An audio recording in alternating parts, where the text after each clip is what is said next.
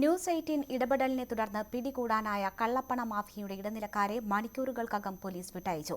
ഇവരിൽ നിന്ന് പണം പിടികൂടാനാകാത്ത സാഹചര്യത്തിൽ വിശദാംശങ്ങളെല്ലാം ശേഖരിച്ച ശേഷം വിട്ടയച്ചെന്നാണ് പോലീസ് ഭാഷ്യം. ഫോൺ നമ്പറുകൾ കേന്ദ്രീകരിച്ച് ഷാഡോ പോലീസ് തുടരന്വേഷണം നടത്തിവരുന്നതായും കഴക്കൂട്ടം പോലീസ് അറിയിച്ചു. അതേസമയം സിനിമാ പ്രവർത്തകരും സർക്കാർ ഉദ്യോഗസ്ഥരുമായ സംഘം പണത്തിനു വേണ്ടി ഇടനില നിന്നതാണെന്ന് പോലീസിനോട് സമ്മതിച്ചിട്ടും കൂടുതൽ അന്വേഷണം നടത്താതെ വിട്ടയച്ചതിൽ ദുരൂഹതയുണ്ട്. 10 കോടി രൂപയുടെ അസാധുവാക്കിയ കറൻസികൾ മാറാനുണ്ടെന്ന വ്യാജേന ന്യൂസ് 18 നടത്തിയ നീക്കത്തിനൊടുവിലാണ് കള്ളപ്പണ മാഫിയയുടെ ഇടനിലക്കാരായ 3 പേരെ കഴക്കൂട്ടം പോലീസിന് പിടികൂടാനായത്.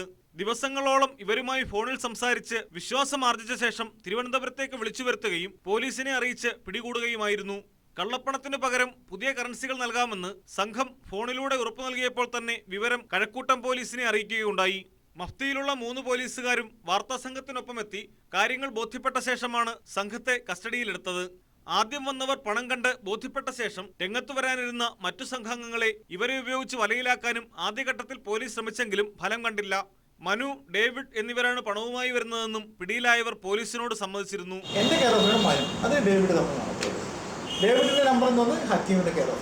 എന്നാൽ സിനിമ എടുക്കാൻ പണത്തിനു വേണ്ടിയാണ് തങ്ങൾ ഇടനിലക്കാരുടെ വേഷം കെട്ടിയതെന്നും ഇതുവരെ ഇടപാടുകളൊന്നും നടത്തിയിട്ടില്ലെന്നുമുള്ള വാക്കുകൾ പൂർണ്ണമായും വിശ്വാസത്തിലെടുത്ത് പോലീസ് പിന്നീട് ഇവരെ വിട്ടയക്കുകയായിരുന്നു. ഇവർ ബന്ധപ്പെട്ടിരുന്ന മറ്റു ഫോൺ നമ്പറുകൾ ആരുടേതാണെന്ന് കണ്ടെത്താൻ പോലും പോലീസിന് കഴിഞ്ഞിട്ടില്ല. ഷാഡോ പോലീസ് ഇക്കാര്യത്തിൽ തുടരന്വേഷണം നടത്തുന്നുണ്ടെന്നും തങ്ങൾക്ക് പരിമിതികളുണ്ടെന്നുമാണ് കഴക്കൂട്ടം പോലീസിന്റെ നിലപാട്. അതേസമയം കള്ളപ്പണം വെളുപ്പിക്കുന്നവരെ കുടുക്കിലാക്കാൻ ന്യൂസ് 18 നടത്തിയ ഇടപെടലിനെക്കുറിച്ചുള്ള റിപ്പോർട്ട് കണ്ട ശേഷം സംസ്ഥാനത്തെ മുൻ പോലീസ് മേധാവി ജേക്കബ് പുന്നൂസ് പ്രതികരിച്ചത് ഇങ്ങനെയാണ്. സ്വകാര്യ ബാങ്കുകളിലൂടെ സ്വകാര്യമായിട്ടുള്ള കള്ളപ്പണം സ്വകാര്യമായി കൈകാര്യം ചെയ്യാനുള്ള ഒരു സാഹചര്യം നിലവിലുണ്ട് എന്നാണ് നിങ്ങളുടെ റിപ്പോർട്ട് സൂചിപ്പിക്കുന്നത്. ഇത്തരമൊരു റിപ്പോർട്ട് പുറത്തു കൊണ്ടുവന്നത് വളരെ നല്ല കാര്യമാണ്.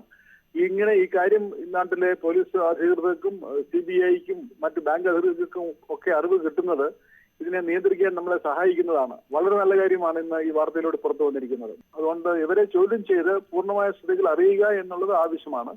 നിങ്ങളുടെ റിപ്പോർട്ടർ കാണിച്ചിട്ടുള്ള വളരെ വളരെ അസാമാന്യമായിട്ടുള്ള ഒരു അന്വേഷണ ബുദ്ധിയെയും ഞാൻ പ്രശംസിക്കുകയാണ്.